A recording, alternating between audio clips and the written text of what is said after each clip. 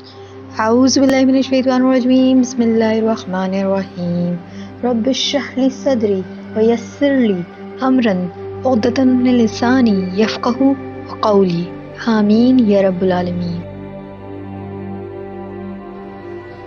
جب زمانہ جاہلیت میں رسول اللہ صلی اللہ علیہ وسلم پر انتہائی سخت حالات تھے مکہ میں، اور ہر اسلام قبول کرنے والے کے اوپر انتہائی ظلم و ستم کیا جاتا تھا، تو کیا کبھی کسی نے سوچا تھا کہ ان حالات میں رسول اللہ صلی اللہ علیہ وآلہ وسلم ایک سورہ مبارکہ کی تلاوت فرمائیں گے اور مکے کا ہر شخص، چاہے وہ مسلمان ہو چاہے وہ غیر مسلم کافر مشرک ہو، نہ صرف اس کا دل پگھلے گا بلکہ وہ سجدے میں گر پڑے گا؟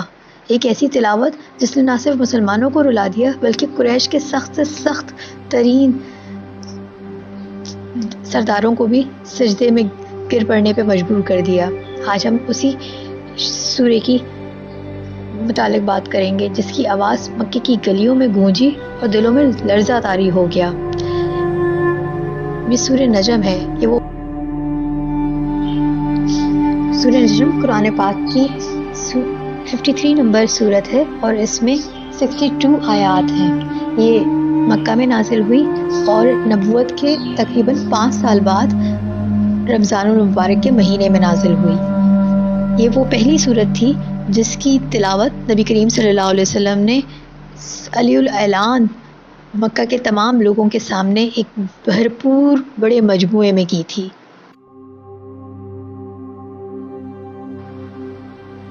سورہ نجم قرآن پاک کی وہ پہلی صورت ہے جس میں سب سے پہلے آیت سجدہ نازل ہوئی اور اس پہ آپ صلی اللہ علیہ وسلم نے سجدہ فرمایا، اور جب مجموعے کے سامنے تلاوت فرمائی اور اس آیت پہ سجدہ فرمایا تو آپ کے ساتھ نہ صرف مسلمانوں نے سجدہ کیا بلکہ اس وقت جتنے بھی مشرکین بھی موجود تھے انہوں نے بھی سجدہ کیا۔ غالباً اس صورت کے پرشکوہ اور انتہائی پر اثر موضوع نے ان کو یہ سجدہ کرنے پہ مجبور کر دیا تھا، اور اس سورے کا اصل موضوع تو رسول اللہ صلی اللہ علیہ وسلم کی رسالت کو ثابت کرنا ہے، جو کہ وحی کے ذریعے آپ کے اوپر نازل ہوئی، اور کسی بھی شک و شبہ کے بغیر اللہ تعالیٰ ہی کی طرف سے حضرت جبریل امین علیہ السلام آپ کے پاس وحی لے کر آتے ہیں۔ اور اس میں یہ حقیقت بیان کی گئی کہ رسول اللہ صلی اللہ علیہ وسلم نے انہیں 2 مرتبہ اپنی اصل صورت میں دیکھا ہے۔ ایک وہ واقعہ جب آپ معراج پہ تشریف لے گئے تھے، رسول اللہ صلی اللہ علیہ وسلم کی رسالت کے ساتھ ساتھ مشرکین مکہ کے غلط عقائد اور ان کے بیہودہ دعووں کی تردید کی گئی ہے۔ قریش کے سارے لوگ، سرداران قریش آپ صلی اللہ علیہ وسلم پر مسلسل الزام تراشی کر رہے تھے کہ نعوذ باللہ آپ کو شاعر ہیں یا کوئی کاہن ہیں جو غیب کی باتیں بتاتے تھے ہیں، یا شاید خود یہ باتیں اپنے دل سے گھڑ لیتے ہیں۔ تو پھر ان سارے الزامات کا جواب اللہ تعالیٰ کی طرف سے آیا، اور اس کو اللہ تعالیٰ نے قرآن مجید کی سورہ نجم میں اس طرح سے فرمایا کہ ایک ہی سورے کے ذریعے ان تمام الزامات کی نفی کر دی، اور اللہ تعالیٰ نے ان تمام الزامات کو صرف ایک ہی ضرب میں ختم کر دیا، بلکہ ایک ایسی صورت کے ذریعے جو دلوں کو جھنجھوڑ رہی تھی۔ اللہ تعالیٰ نے فرمایا قرآن پاک کی سورہ نجم کی پہلی آیت، قسم ہے ٹوٹتے ستارے کی کہ تمہارا ساتھی محمد صلی اللہ علیہ وسلم نہ گمراہ ہوا ہے نہ بھٹکا ہے، اور نہ ہی وہ اپنی خواہش سے کچھ کہتے ہیں، یہ تو وہی ہے اللہ کی طرف سے جو نازل کی جاتی ہے۔ یہ وہ لمحہ تھا جب کائنات پر پوری طریقے سے خاموشی چھا گئی۔ رات کا وقت تھا جب آسمان پہ تارے چمک رہے تھے، لوگ حرم میں جمع تھے، وہی لوگ جو پورا دن نبی کریم صلی اللہ علیہ وسلم کا نہ صرف مذاق اڑاتے تھے بلکہ تانے دیا کرتے تھے۔ لیکن آج تو کچھ نہایت مختلف ہی سما تھا، نہ نبی کریم صلی اللہ علیہ وسلم نے کسی کو روکا، نہ کسی کو بول کر دعوت دینے کی آواز کیا، بس کھڑے ہوئے اور سورہ نجم کی تلاوت شروع کر دی۔ قرآن کی آواز گونجی اور لوگوں کے دل کانپنے لگ گئے۔ ایک آیت کے بعد دوسری آیت آتی، دوسری کے بعد تیسری، لگاتار فرشتوں کا ذکر، حضرت جبریل علیہ السلام کا ذکر، پھر معراج کا واقعہ اور ان کے پھر جھوٹے معبودوں پر سوالات۔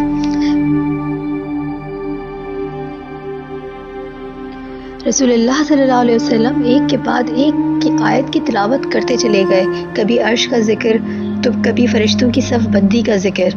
پھر حضرت جبریل امین علیہ السلام کا جلوہ نظر آتا ہے جو اللہ تعالیٰ کی سب سے بڑی وحی لے کر آتے تھے. پھر وہی جنہیں رسول اللہ صلی اللہ علیہ وسلم نے آسمان کے کنارے پر اپنی اصلی شکل میں دیکھا، اور قرآن نے اس بات کو اس طرح سے بیان کیا کہ اسے سکھایا ایک انتہائی طاقتور نے جو بلند قامت ہے، اور وہ اوپر والے کنارے پر ظاہر ہوا. پھر وہ مقام آیا کہ جو کوئی آنکھ اسے جھوٹا نہیں کہہ سکی، دل نے جھٹلایا نہیں جو اس نے دیکھا. یہ اشارہ ہے واقعہ معراج کی طرف کہ جب نبی کریم صلی اللہ علیہ وسلم نے وہ سب کچھ دیکھا جو انسانی عقل سے ماورا ہے. ماورائے عقل ہے کہ ایک انسان رات کے کسی پہر اٹھے اور نہ صرف مکہ میں موجود حرم سے مسجد اقصیٰ اور مسجد اقصیٰ سے پھر اسرا یعنی معراج کا سفر طے کرے اور پھر واپس آ جائے. پھر اللہ تعالیٰ نے کفار کے معبودوں پر سوال اٹھایا کہ تم لات منات عزا کو پوچھتے ہو، یہ تو محض ایک نام ہے جو تم نے خود سے رکھ لیے ہیں، نہ ان کے پاس اختیار ہے اور نہ ہی عقل. یہ محض نام جو تم نے اپنے باپ دادا سے سنے اور رکھ لیے، اور پھر کیا تم نے اپنے لیے بیٹے بنائے اور اللہ کے لیے بیٹیاں؟ یہ تو بہت ہی ناپسندیدہ تقسیم ہے. تو سب آیتیں سن کے قریش کے لوگوں کا، سرداران قریش کا غرور ٹوٹنے لگا، ان کے دلوں میں جو تکبر تھا وہ پگھلنے لگا. قرآن کی صدائیں ان کی روح تک کو جھنجھوڑ گئیں. وہ زبانیں جو تانا دیا کرتی تھیں اب خاموشی سے وہ کلام سن رہی تھیں جو رب کریم کی جانب سے رسول اللہ صلی اللہ علیہ وسلم کی زبان مبارک پہ جاری و ساری تھا.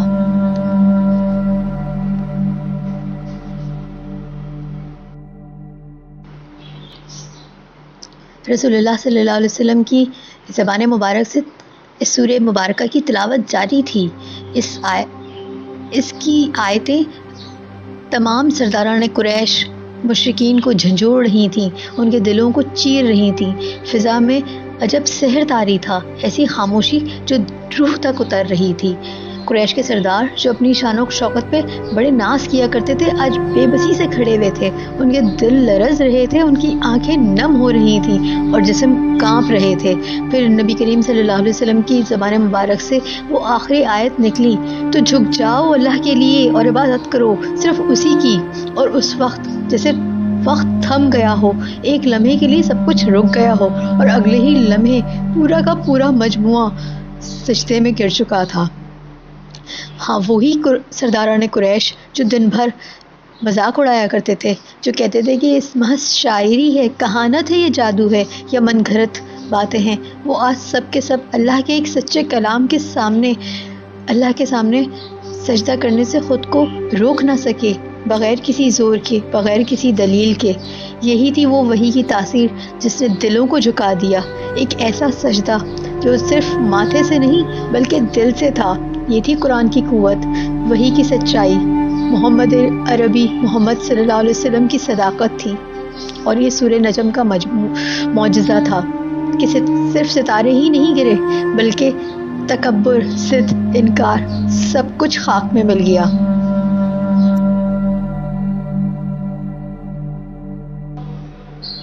وآخر دعوانا ان الحمد للہ رب العالمین.